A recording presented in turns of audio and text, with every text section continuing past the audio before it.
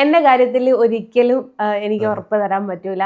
ഈ ചാനൽ നടത്തുന്ന ആള് വരെ ചിലപ്പോ എയറിൽ കയറിന്ന് വരും. എന്റെ കൂടെ ഒരാള് പോലും വീഡിയോ എടുക്കാൻ വരാറില്ല എന്റെ ഫാമിലിയിൽ.